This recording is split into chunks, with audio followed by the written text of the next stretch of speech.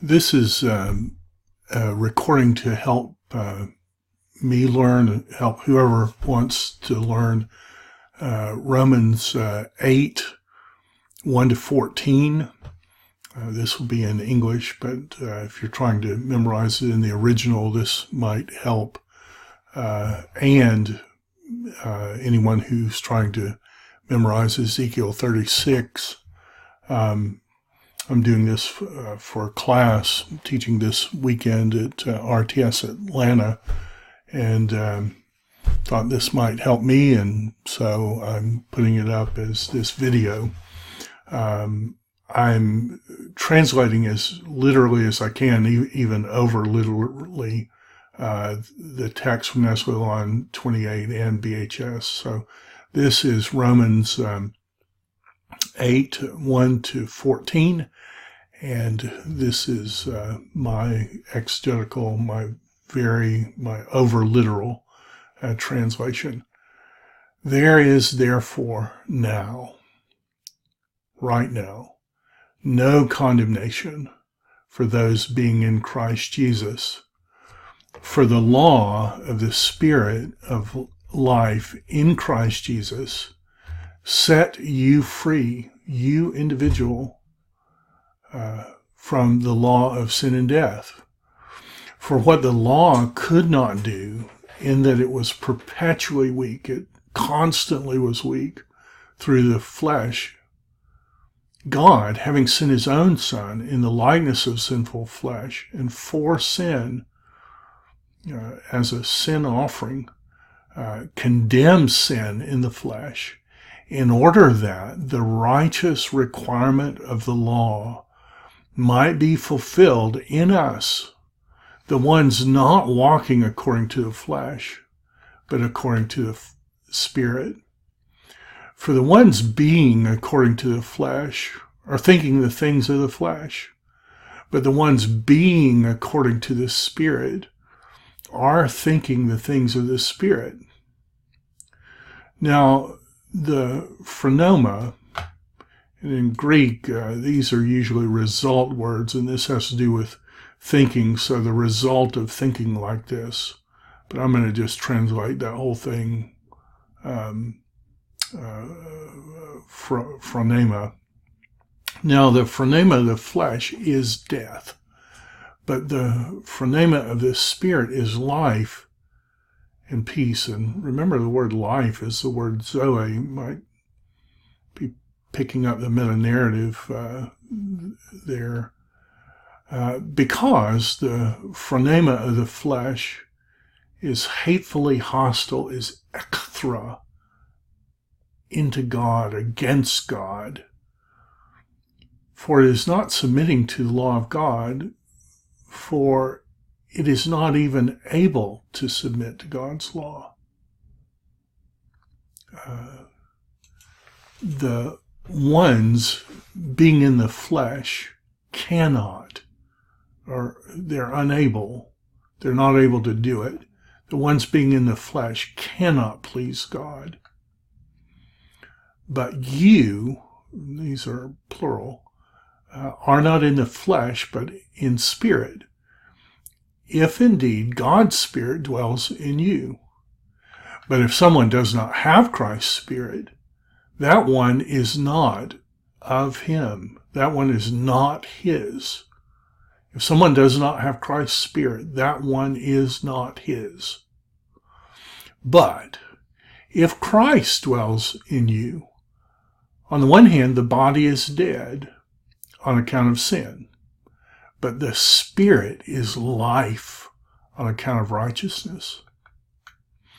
But if the Spirit of the one having raised Jesus from the dead, from dead people,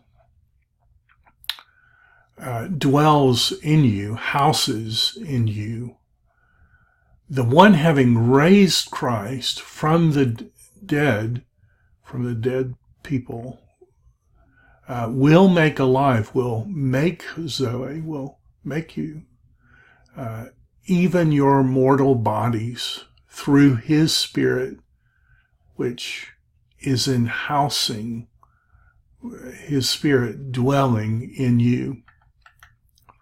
So then, brothers, we are debtors not to the flesh to live according to the flesh. For if you're living according to the flesh, you are fixing to die, you plural. But if by the Spirit the deeds of the body you are killing, if by Spirit the practices of the body you are killing, you will live. For however many people by Spirit are being led, these ones sons of God are. And I did that in non-English just to help me. Whoever, if you're trying to memorize it, sometimes that will help you memorize that this is in emphatic order there. Same thing for Exodus 36. Therefore say to the house of Israel, thus says Adonai Yahweh, and they don't want you to say the word Yahweh out loud, so they're saying replace it with the word Elohim. That's how this is being pointed. Thus says Adonai Elohim. It is not because of you, plural. It's not because of y'all that I am acting, O house of Israel, but rather for the sake of the name of my holiness, which you, plural, profaned among the goyim, where you went there. And I will massively make holy. Notice that's a P-A-L. I will massively make holy my name, the great one, the one having been mega profaned, that's P-A-L, among the goyim. My name which you mega profaned in their midst. This is a pual, passive.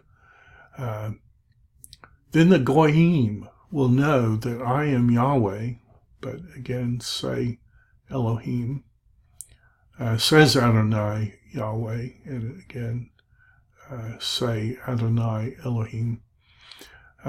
When I am made holy inside you, made holy in you to their eyes, in front of their eyes. And this is going to mimic that language from, I think it's Psalm 51, create in me a pure heart, O God, created inside of me. I will take you from the goyim, and I will mega gather you. I will kibbutz you in the Piel from all the lands, and I will make you go into your Adamah. This has to be language picking up the meta-narrative, picking up the story of creation. I will make you go into your Adamah, and I will sprinkle on you pure waters, and you will be pure from all your uncleannesses. And from all your idols I will mega purify you. Notice that's a PL.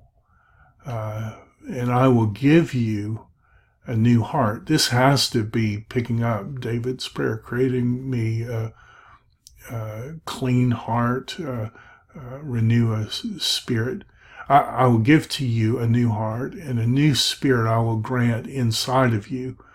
And I think part of this word's verbatim from Psalm 51. And I will cause it to turn aside, Hiphiel. I will turn it aside. That is, what will I turn aside? The heart of the rock, your stone heart.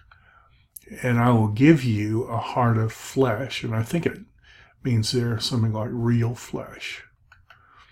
And my spirit, notice he's fronted Ruchi here, emphasizing it, different order from all these others. So, and my spirit I will grant inside of you. And I will make it that in my statutes you will walk, plural, and my judgments you will keep, and you will do them, and you will dwell.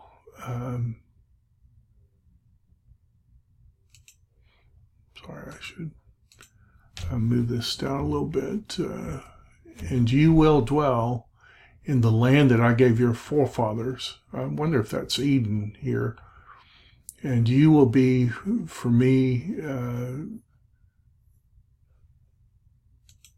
move this down. And you will be to me for a people, and I will be to you for an Elohim.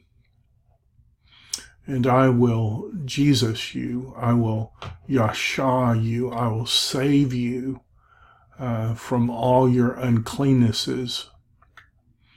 And then this is definitely Eden language, I think. And I will call to the grain and make it great, and I will not give upon you famine. And I will make great the fruit of the tree. I mean, this verbatim language from Genesis 1. I will make great the fruit of the tree and the produce of the field, in order that they will never again take reproach among the goyim. And you will remember, you will zakar, you will play the man, and you will remember your way, the evil ones, and your deeds which are not good. And you will loathe, you will dread, you will be little in your faces. You will, when you look at yourself, you're going to have this sense of loathing and dread because of your evils and because of your abominations. It is not because of you that I'm acting. Notice that's an inclusio. So all this is like one section. It says Adonai Yahweh. And when you say Yahweh, don't say Yahweh, say Elohim. It says Adonai Elohim. Let it be known to you, be ashamed, be disgraced from your ways, O house of Israel. Thus says Adonai Yahweh, and again pointed as Elohim, so say Elohim.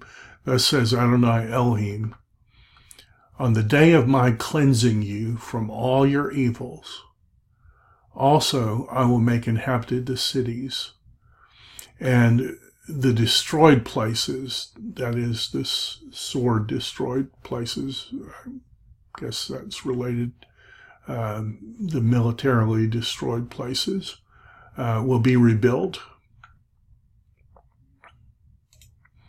Let me move this up here.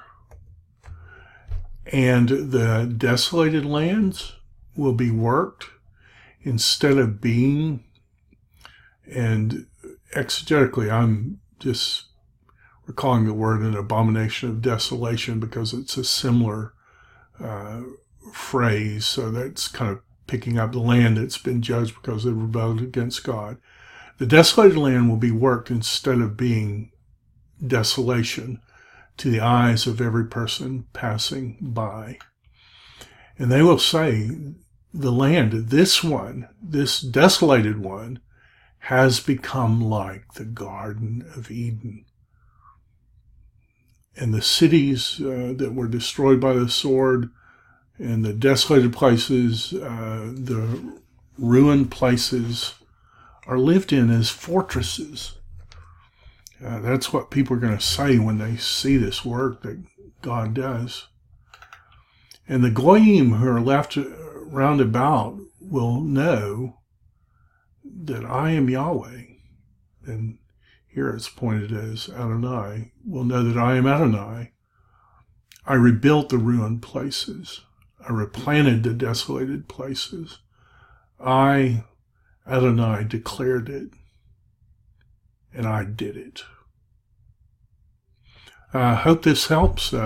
Did this for me, but maybe it'll help you too. Talk to you next time.